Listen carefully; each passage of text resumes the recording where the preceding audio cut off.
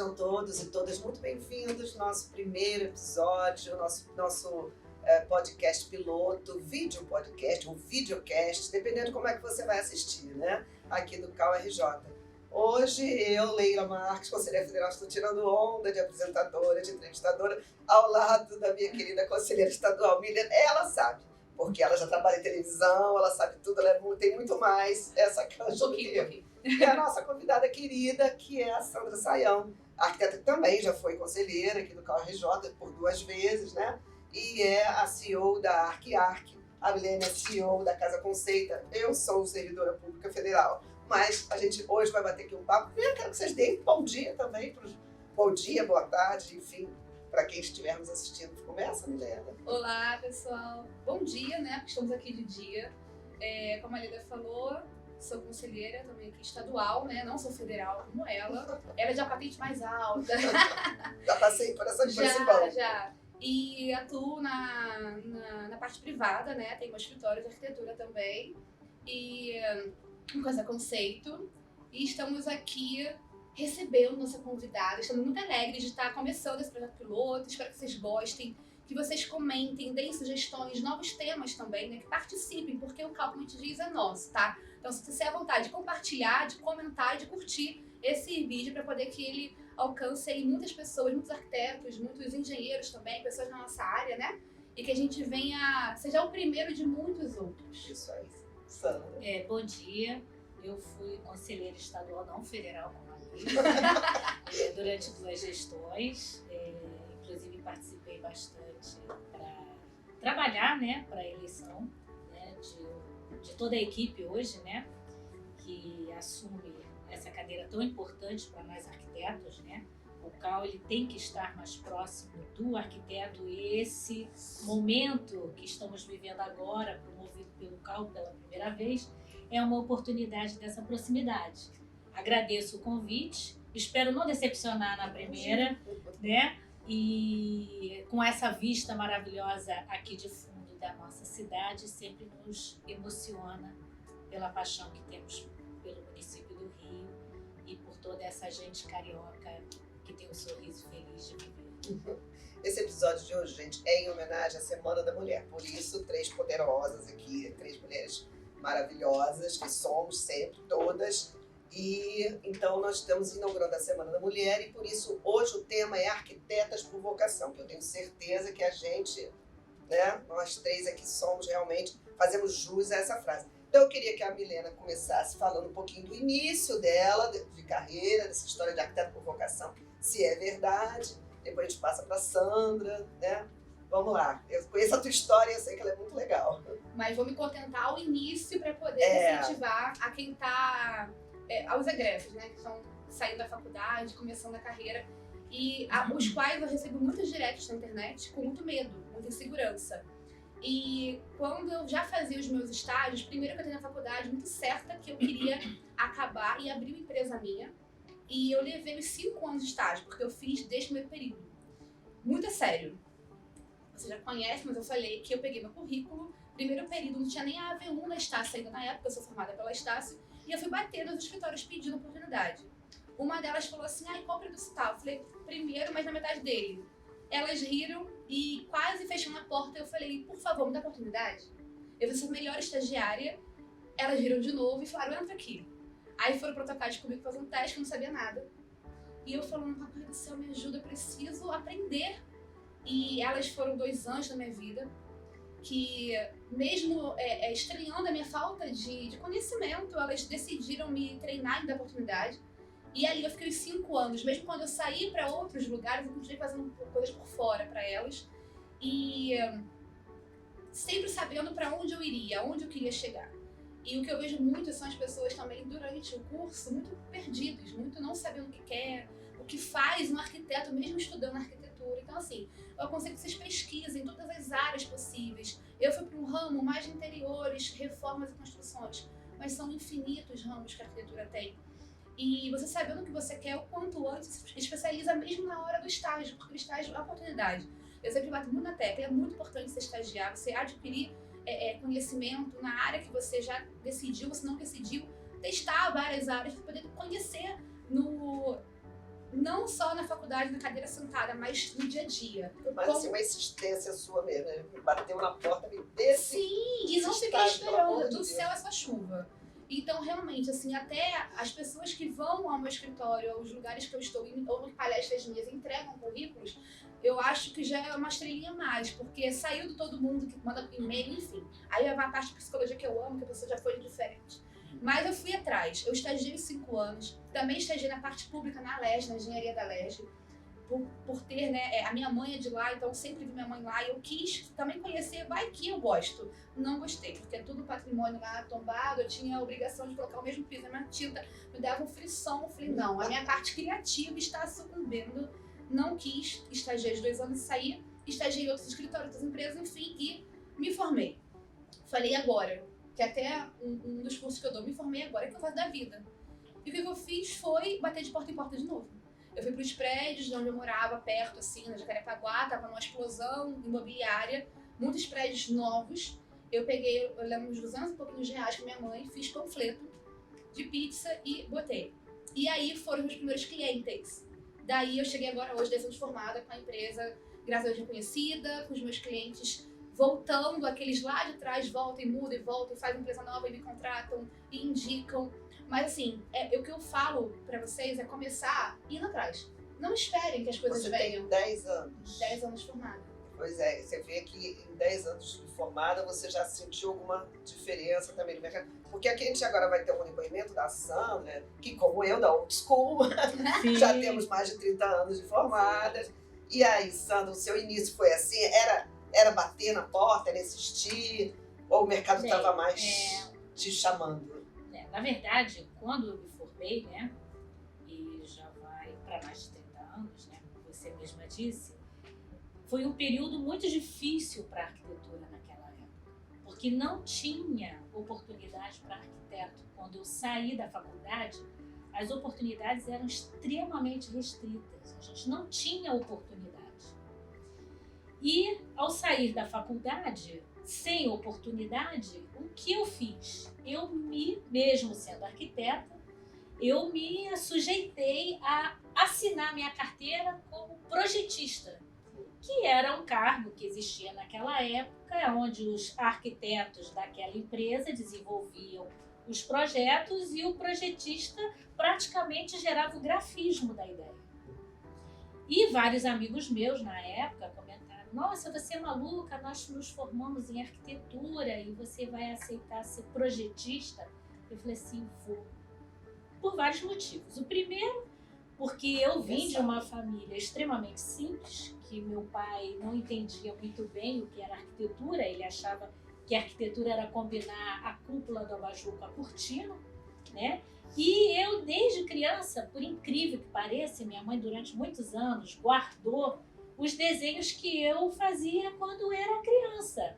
Em vez de desenhar boneco, árvore, gato, cachorrinho, florzinha, margarida, eu desenhava caixotinhos com outros caixotinhos dentro e eu já tinha um entendimento de que eu olhava a cidade, queria espelhar a cidade na minha linguagem quando criança.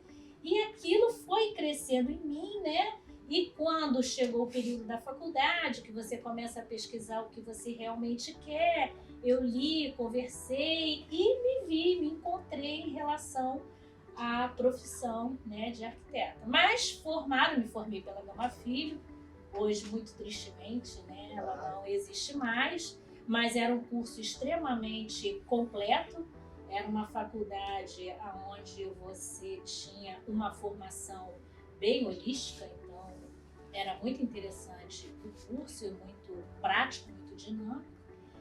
E eu tive também no início, né, da minha carreira, ainda como estudante, o seguinte pensamento que eu acho que todos devem ter ainda hoje, apesar de muitos não terem. Tiro isso pelos estagiários que chegam a mim, né? Eles entendem que o estágio é praticamente um emprego continuado, como se você entrasse naquela empresa e tivesse que se perpetuar nela até você se formar e continuar nela. Não tem nada de errado nesse pensamento, mas eu acho que para o estudante é uma perda de oportunidade, porque eu pensei diferente. Não que da forma como eu pensei seja de fato a correta, porque cada um tem a sua forma de entender, né, as suas necessidades e os seus anseios, né? Como atingir o seu objetivo. Na época eu pensava, eu via na faculdade que grande maioria dos meus amigos que vinham de famílias de muitas posses tinham oportunidades que eu não tive por ter vindo de uma família simples. Então, o que eu queria? Eu queria ter esse conhecimento holístico, né? Então, eu estagiei fazendo só legalização de projeto. Quando eu me vi entendendo aquilo, eu fui para outro escritório e fui entender como fazia projeto de interiores. Quando eu entendi aquilo, eu fui para outra empresa e comecei a entender o que era um projeto executivo. E a minha grande vocação, vamos assim dizer, era urbano. Então, eu fui para um escritório que desenvolvia urbano, onde eu me encontrei, onde eu vi realmente o que, dentro da área da arquitetura, o que eu gostava. E, além disso, eu tinha uma grande amiga, que hoje é minha sócia, né? Nós estagiamos durante 5 anos na antiga rede ferroviária, porque o pai dela era de lá. Aí nós fizemos a prova, tinha que fazer uma prova, nós passamos e estagiamos durante 5 anos na rede ferroviária, que ali nós tínhamos uma esperança de nos perpetuar, né? Mas no fim o destino é o destino, né? No fim da nossa formação, né? A rede ferroviária acaba e o Sarney cria a CBTU e tudo muda, né? Todo o contexto muda. E aí nós não conseguimos nos manter lá por outros motivos. E eu resolvi, falei assim, não, bem, agora eu tenho que escolher o que eu vou fazer. Aí o meu primeiro emprego foi no escritório até de um amigo, de um colega nosso, né? Foi no Bertoldo, meu primeiro emprego. E lá eu entendi muito bem como funcionava o arquiteto no projeto executivo, ele fazia muito projeto para São Paulo, e o escritório dele no Rio, e aí foi muito enriquecedor dentro dessa área.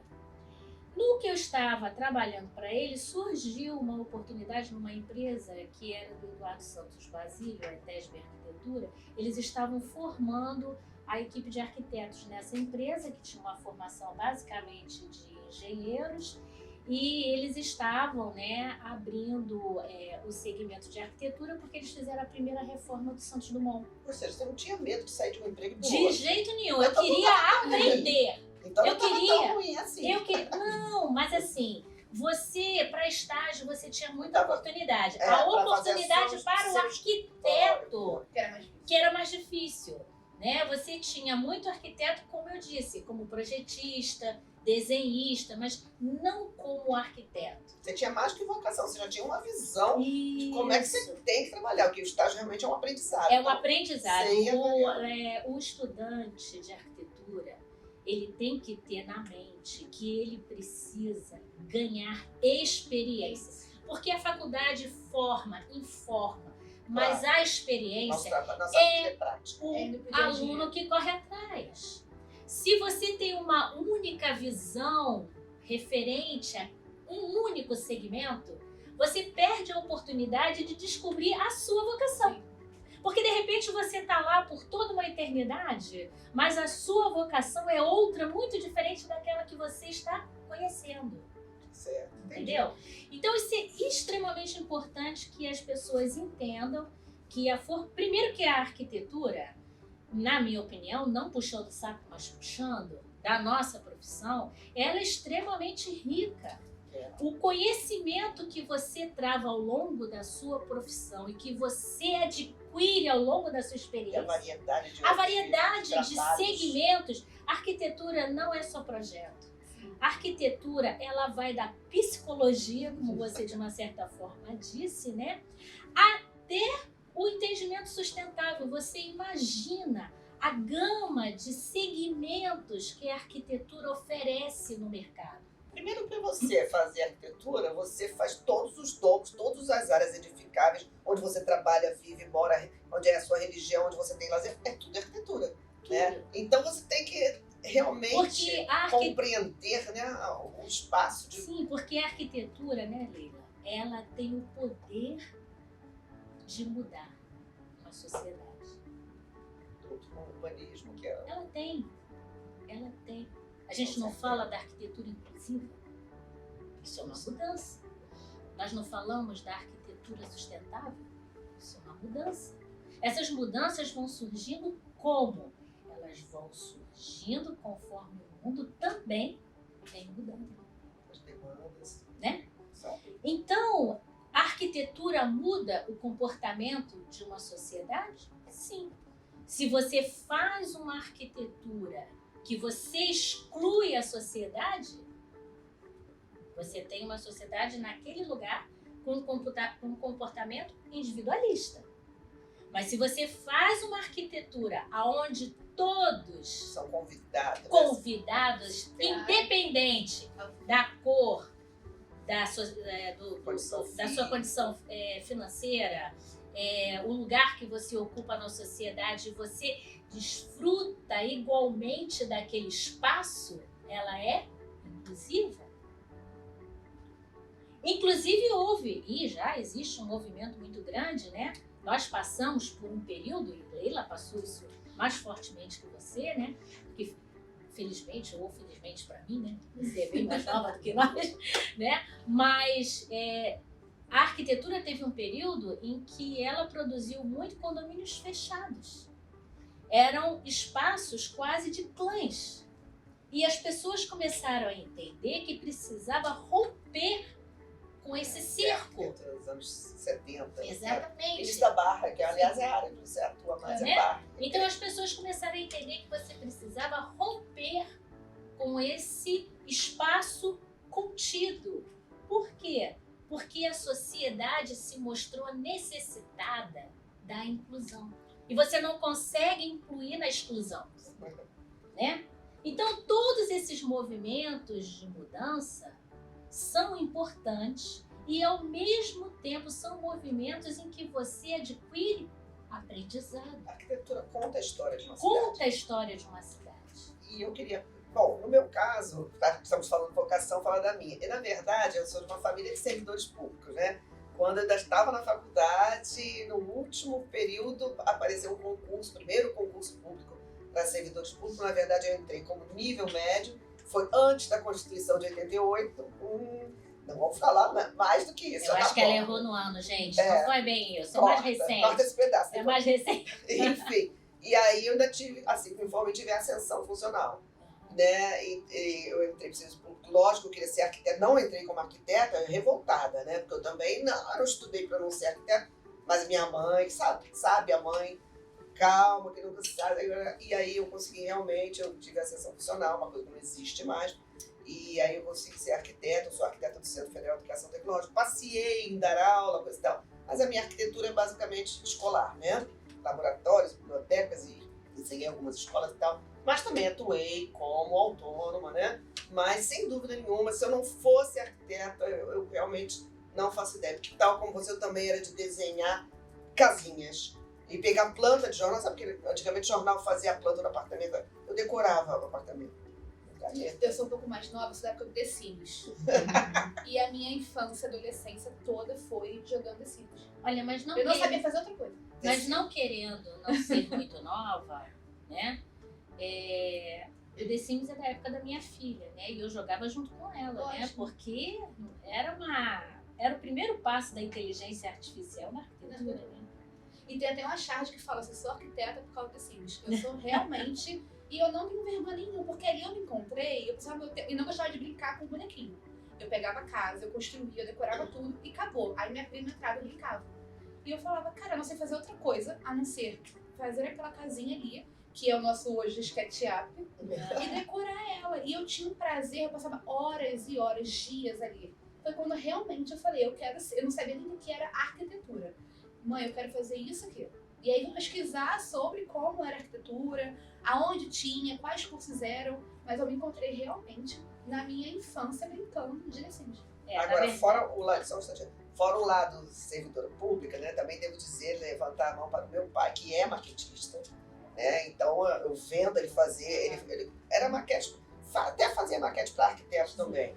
mas ele fazia mais para modelismo. Então, ferromodelismo, ele era gerente da Hoblândia, uma loja que todos os arquitetos da minha geração frequentavam para comprar madeirinha balsa, para fazer maquete e tal. Então, na verdade, essa coisa de construir, de 3D... Era quase um paraíso para arquiteto. Nossa, na minha casa, todas as minhas casas que eu morei tinham uma maquete de uma cidade.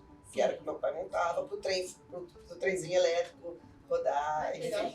Agora, eu me encontrei mesmo na profissão quando, durante 25 anos, eu fui sócia do falecido arquiteto Henri Michel de Fournier, que tinha uma veia muito forte, né, para a área de urbano, e ali realmente, como dizia minha avó, me senti um pouco no lixo. Ali realmente eu encontrei o que eu gostava de fazer dentro dos segmentos que a arquitetura me apresentava, era a área de urbanismo, né? Trabalhei com ele num projeto muito importante em Pernambuco, que é a Reserva do Paiva. Foi hotéis, né? Fiz hotéis, fiz ali o Jequitimar, que foi para o Silvio Santos, fiz o primeiro Blue Tree Park em Angra, que hoje é o Vila Galé. Fizemos os IBs, né, que tem ali no Nova América. Aliás, eu trabalhei naquele projeto do Nova América, numa remodelação de todo o Nova América, né, que ele é hoje, né, é praticamente uma cidade, né, e é fruto de uma leitura urbanística que eu tive daquela área onde o shopping inicialmente estava inserido, né. Eu acho muito importante o arquiteto ter uma visão urbanística também, porque muitas das vezes você projeta um edifício como se ele fosse um elemento isolado da cidade. Ele não é, né? Ele, apesar de ser um edifício, a sua relação com a cidade é indispensável. Então você tem que entender o contexto urbano onde ele está inserido e propor o seu projeto de arquitetura compartilhado com aquele contexto.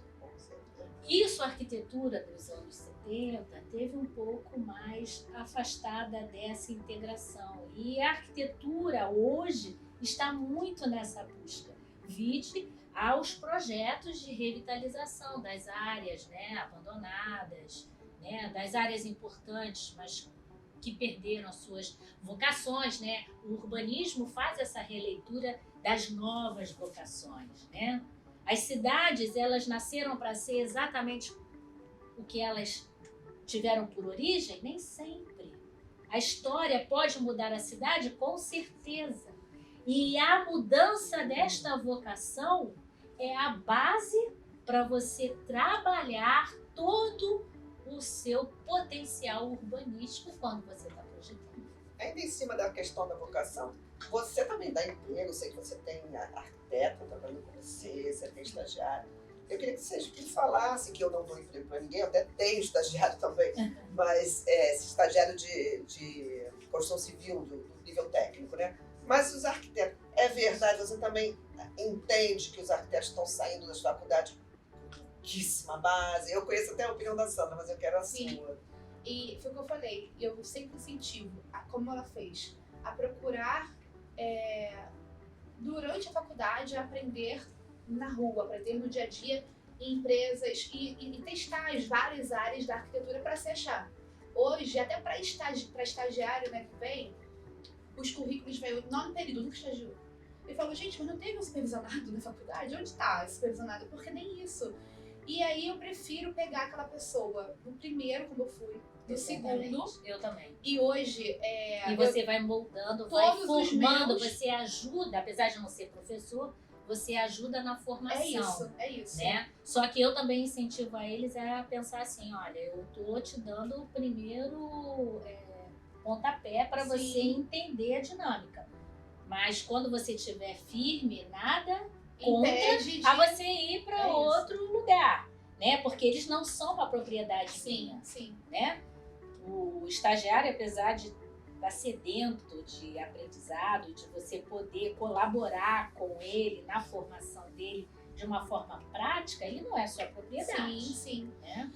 Muitos foram com incentivo meu, porque a gente olhando, não é muito pra cá, às vezes não se achou, e aí eu não incentivada pra procurar até outra coisa. Sim. Porque eu me importo muito com a realização pessoal da pessoa.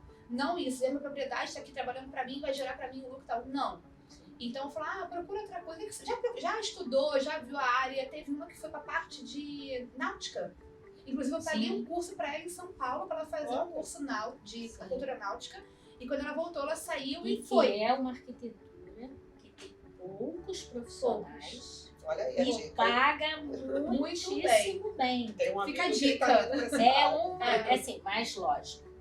Tudo você tem que se encontrar. Sim. Por exemplo, mesmo sabendo que paga muito bem, Lógico, a única coisa que eu faço em barco é passear.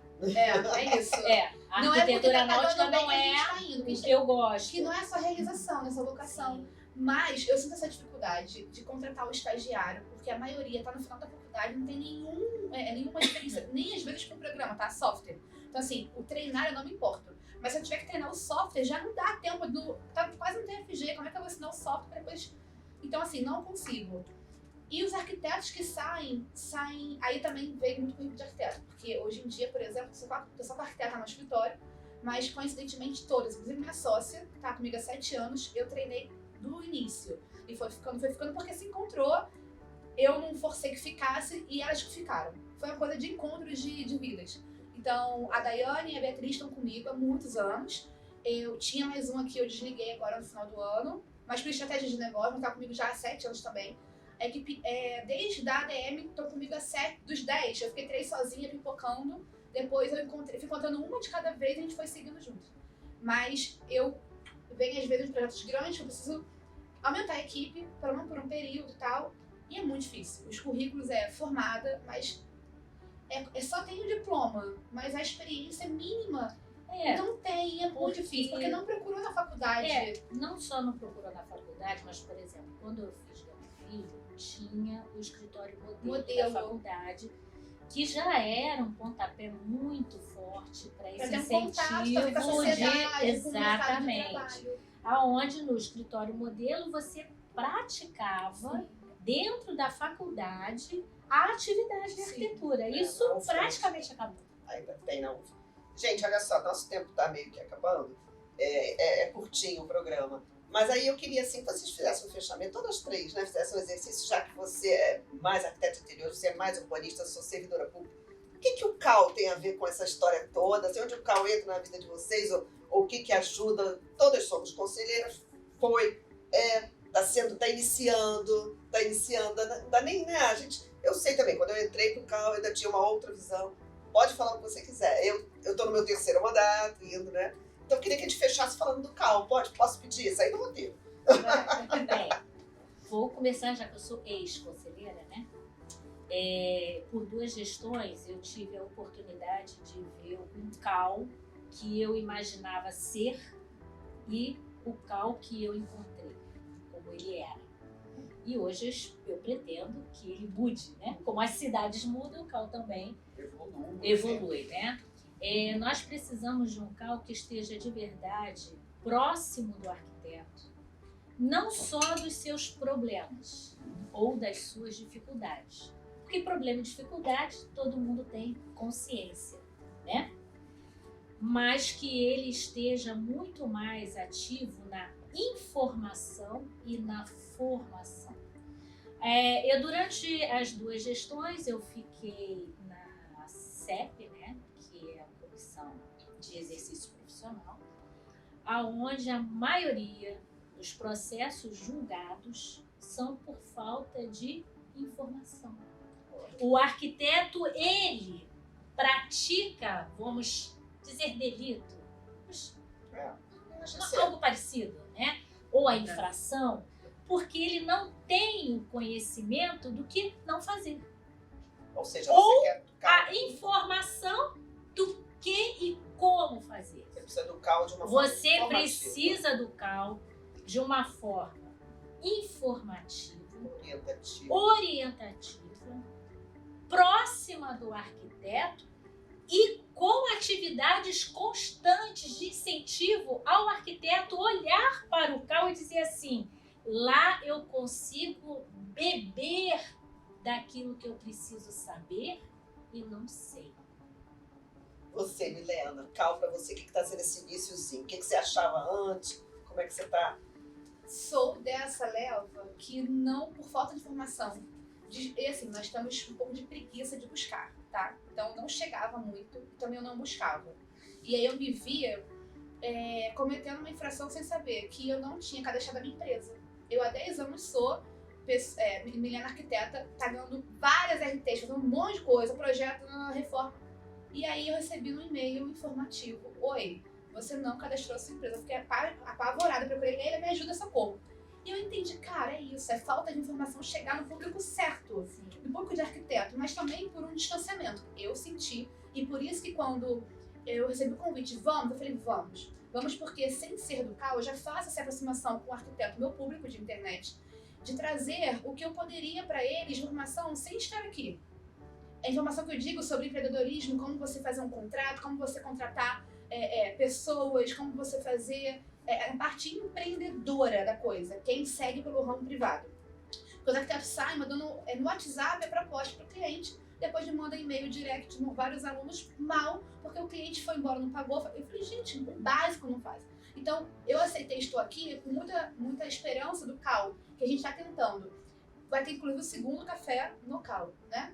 Que é trazer o arquiteto aqui para dentro, para conhecer essa estrutura, conhecer tudo que a gente pode, como CAU. Levar, oferecer de auxílio, de informação, suporte. Porque quando eu não estava aqui, eu simplesmente entrava no CICAU para poder pagar RT em ponto e anuidade. É que é a visão que a grande maioria dos arquitetos tem, que veio o CAU apenas como conselho obrigatório. Isso aí. Eu queria dizer que todas as gestões que passaram, eu queria parabenizar Sim. todos os conselheiros, todos os arquitetos que, voluntariamente dedicaram um tempo da sua vida, porque todos fizeram o seu melhor, né? Eu acho que todos têm o seu valor, e eu acho que o CAU, ele só tende a crescer, porque cada mandato que passa, a gente adquire uma experiência, a gente vê o que a gente pode melhorar, e é isso que a gente quer fazer, quer contar com Sandras, quer contar com Milenas novinhas, quer contar com uma um pouquinho mais experiente, e a gente quer contar com o público que nos traga mais sugestões e ideias. E vamos aos nossos próximos videocasts. Não é, meninas? Sim. Vocês gostaram? Sei, muito. Ai, que bom. Muito obrigada pelo convite, foi ótimo, foi muito bom. Que bom, muito então. bom. Tchau.